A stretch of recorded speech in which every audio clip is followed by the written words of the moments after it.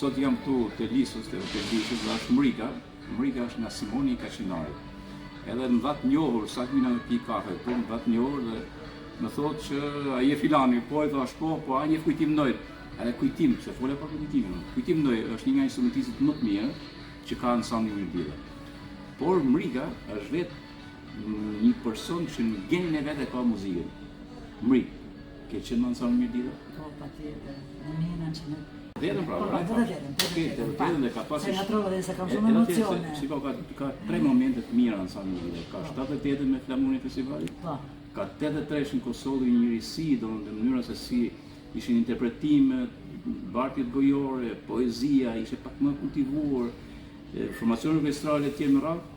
Dhe pastaj 88 po kështu, ka disa momente kyçe, që është Bujran Trojebeta, është orkestrale fantastike, dhe kanë qenë disa gjëra që kanë marrë ca fabula shumë vjetësore. Ti ke qenë këngëtare aty, më duket me Marte Molli.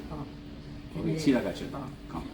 Kemi kënduar këngën Baladën, Nuse Bukur ka dalë, që është një histori shumë e dhimbshme për atë kohën e mëparshme, që parashtron ngjarjen shumë të rëndë që ka ndodhur në fshatin Shtuft të Kaçinarit. Pra balada e Nusës Shtuft. Po, balada e Nusës Shtuft. Dhe ajo është nga baladat më interesante, edhe pse normal që ka pas një lloj fatkesie atëherë, sepse martoshin domethënë vajzat martoshin larg, po të kaptuan në malje etj. Po, edhe dita caktuar çdo gjë. Pra, dhe nuk lëvizte. Ndërkohë Nusja në Kal, ishin Kal, imagjino atë deshin, që vesh ata ditë atëherë, e mbushur shumë me temperaturë, shumë rënd dhe vdishin Kal.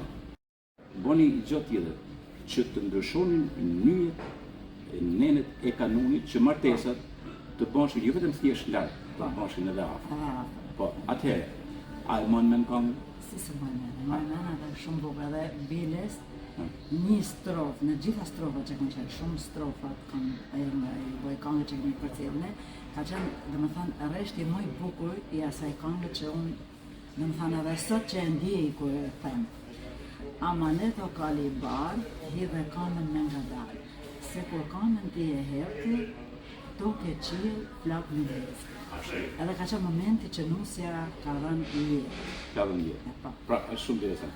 Ma po i paksh. Hajde. Mojna. Se kam përra, që një sa për vështë. Mojna. Oju vlasën që kuve në doni, kuve në doni. Motër sesën të poqoni, motër sesën të poqoni. Absolutisht, je si në do vide. Edhe marrë fantastike kore. Në këtë rast, dëshiroj të përshëndes edhe muzikantin Gjini Drona. Gjini ka sjellë, prele. Gjini ka sjellë. Me muzikën, me orkestrimin e saj që ka bërë Gjini që ka sjellë nga Kaçinari në Rrëshën. Po, dhe pastaj është përpunuar pak. Po e boni Marku, Gjoka, edhe kështu e ndryshoi fije që i heku to e boni tamam si vaj. Sepse në emision me orkestrimin në Rrëshën. Ka gjëra se me ty u diskutoka mirë do në kërë puna për fablet e glasa, sepse ka gjëra për të boni Doriani dhe Marko dhe këto, gjëja më veçantë që bën në folkloristikën shqiptare ka lidhje me diçka. Për shembull marrim kënga vaj. Vajtolca, vaje. Faktikisht ato janë këngat edhe vetë poezia është poezi e vaj, do është këngë e vaj. Nuk është thjesht vaj, po është kënga e vaj. Edhe pranë vajtolcat, edhe çfarë bënin këta? Vajtolcat e mençve, vajtolcat tani kanë qenë si burneshat e vllajut, edhe ato e kanë bërë poezinë aty për aty, por kanë dhënë një lloj melodiciteti, pavarësisht se ishte vaj, por dhe Doriani e Pikasi që vini nga Gjorkastra, një muzikant i shkëlqyer, e Pikasi dhe çfarë bëri gjën e veçantë që e solli ansambli Myrdilla, i mori vajtolcat dhe i nxorrin skemë dhe në festivalin e Gjorkastrit.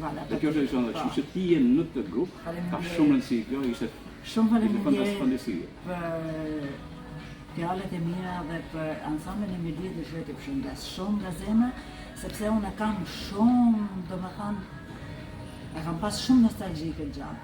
Edhe domethënë nga shputja, kohët që erdhen tani që ne u shputim nga zona e Lirit që erdhëm këtu, edhe nuk mund të bashkova më me grupin që të merrja se shu janë gjana që. Okej, Andi, drejton Andi Shqaqi si muzikant, që është i Hitmanrova. Andi, okej dhe, lutem merre dhe ribëj këtë këngë dhe sille me atë mënyrën se din ti ta kultivosh, ndërkohë që për të kuptuar se kush ka qenë Rika, po jo përcjell edhe këngën që keni punuar në 1988 në skenën e Festivalit Gjirokastër. Faleminderit. Ishte shumë kënaqësi Faleminderit që të shumë. njofta edhe si motra e kujtimit artist, por edhe si një artiste e dekadës. Faleminderit shumë. Ju uroj gjithë mirë.